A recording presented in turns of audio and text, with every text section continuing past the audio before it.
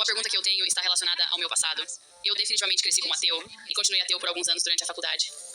Mas quando falamos sobre moralismo ou padrões morais, como podemos conciliar os padrões morais que vemos no Antigo Testamento com os padrões morais do Novo Testamento? Quando me refiro ao Antigo Testamento, normalmente estou falando especificamente de livros como Josué e Juízes, onde vemos os israelitas entrando em Canaã, conquistando reinos, e o texto diz para dedicar tudo à completa destruição. Homem, mulher, gado, tudo destruído, queimado e morto. Também vemos mulheres sendo feitas escravas ou integradas às famílias. Por outro lado, vemos que o Deus do Novo Testamento afirma que toda vida tem valor, que cada vida tem significado e que ele morreu por esse significado, mas ainda assim vemos todas as pessoas morrendo. Tem um monte de questões aí. Vamos pegar só a mais difícil, que eu acho que é esta aqui. Deus é imoral por matar os cananeus? É basicamente disso que você está falando em Josué. Bom, primeiro, a pergunta que eu quero fazer é: se Deus não existe, por que qualquer atrocidade do Antigo Testamento seria errada? Ateus normalmente respondem a esse tipo de pergunta. Sei que você não é ateu, mas quando dizem o Deus da Bíblia é imoral, eu paro e pergunto: qual é o seu padrão moral? Porque se você é ateu, não existe um padrão moral absoluto. É só a sua opinião. Agora, uma pergunta justa que um ateu poderia fazer seria: ok, mas você está dizendo que o seu Deus é amoroso, então isso é um problema dentro da sua própria cosmovisão. Veja que a moça, ela colocou perfeitamente o Deus do Velho Testamento fazendo maldades e comparou com o Deus do Novo Testamento, que é amor. Daí o cara, ele faz um samba de gato, fala que a mulher é ateia, que ela não tem opinião própria, que ela não sabe do que ela tá falando. Aí depois ele fala que é um problema um Deus que é só de amor.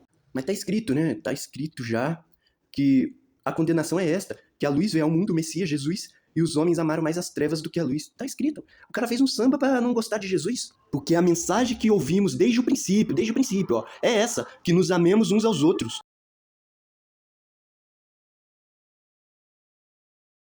Rapaz, é triste quando a pessoa tenta misturar com o do Velho Testamento. Aquele que não ama não conhece a Deus. Porque Deus é amor.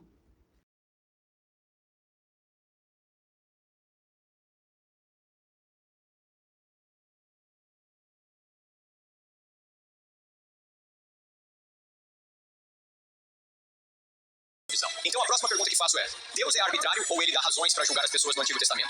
Boa pergunta. Ele dá razões. Ele não simplesmente acorda como um chefe da máfia e diz: hoje quero os cananeus mortos. Ele teve motivos para isso. E provavelmente o principal motivo, depois de 400 anos de avisos, é que os cananeus estavam sacrificando seus filhos ao deus pagão Moloque. Esse era um ídolo de metal, aquecido até ficar incandescente, e eles colocavam seus bebês nos braços dessa estátua, assistindo seus filhos serem queimados vivos. Na verdade, Plutarco, um escritor grego, não está na Bíblia, escreveu que os moradores batiam tambores ainda mais alto durante esses sacrifícios, para que os pais não ouvissem os gritos dos próprios filhos sendo sacrificados. Agora, em toda universidade que eu visito, normalmente um ateu se levanta e diz: se existe um Deus bom, por que ele não impede todo o mal no mundo? Bem, aqui está uma situação em que Deus viu o mal e disse: chega, precisamos acabar com isso. Israel, vamos lá acabar com isso. E agora estão reclamando. Então, por que reclamar que Deus não impede o mal e depois reclamar quando ele impede? Agora, o que eles dizem é: sim, mas Deus foi longe demais. Ele mandou exterminar todo mundo, inclusive as crianças. Deus está punindo os cananeus por matarem crianças e então ele manda ir lá e matar todo mundo. Como isso faz sentido? Bem, há duas formas de olhar para isso. Uma delas está num livro escrito por Paul Copan, não sei se você já ouviu falar. O livro se chama Deus é um Monstro Moral. Copan é um especialista no Antigo Testamento. E ele explica que quando você lê algo como, por exemplo, em Deuteronômio 7, onde está escrito para destruir completamente aquelas nações, o que muitos interpretam como incluindo homens, mulheres e crianças, você precisa entender que isso é o que chamamos de linguagem hiperbólica. Porque se você continuar lendo o próximo versículo, ele diz: e não se casem com eles. Aí você para e pensa: espera, se vocês acabaram de destruir todos eles, como podem se casar com eles? Eles estão mortos. O ponto é que na cultura do Antigo Oriente Médio, usavam esse tipo de linguagem para enfatizar que deveria haver uma vitória decisiva. Não significava literalmente matar todos. É como quando a gente diz hoje: os Chiefs aniquilaram os Rams. A gente não quer dizer que os Rams deixaram de existir, certo? É só uma forma forte de dizer que eles perderam feio. Essa é uma visão. A outra é a visão tradicional. Diz que Deus realmente queria que eles tirassem aquelas vidas. Então, o que dizemos diante disso? Vamos considerar a visão mais difícil. Que Deus realmente disse que todos deveriam morrer. Deus pode fazer isso? Aqui está a minha pergunta. Deus comete assassinato ao tirar vidas na Terra? Quando alguém morre, Deus está assassinando essa pessoa?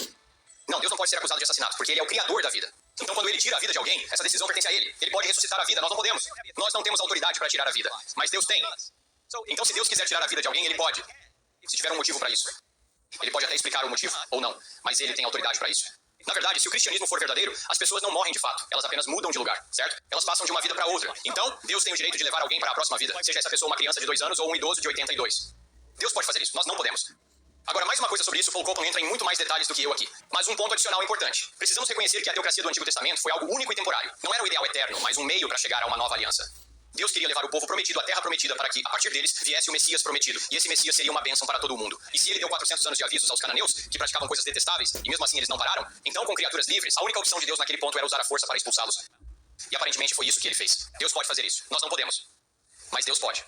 Agora, quanto ao próximo ponto, o Antigo Testamento, como eu disse, foi temporário. E nunca foi pensado para ser a lei ideal para todos os tempos. Na verdade, tudo a partir de Êxodo 20, incluindo os 10 mandamentos até Deuteronômio, não se aplica diretamente aos cristãos. Você sabia que os 10 mandamentos não se aplicam diretamente aos cristãos? a não ser que sejam repetidos no Novo Testamento. E 9 dos 10 mandamentos são repetidos. O único que não é repetido é o mandamento de guardar o sábado. Por quê? Porque quem é o nosso sábado? Jesus. Ele já veio. O sábado é o nosso descanso. Portanto, a menos que algo seja reafirmado e renovado no Novo Testamento, não é aplicável aos cristãos hoje. E isso não é algo que se ensina com frequência nas igrejas. Muitas vezes nós simplesmente abrimos a Bíblia como se fosse um livro de sorte, colocamos o dedo em um versículo e começamos a ler. Mas não é assim que a Bíblia foi feita para ser lida. Na verdade, isso vai soar meio chocante, mas não existem versículos na Bíblia.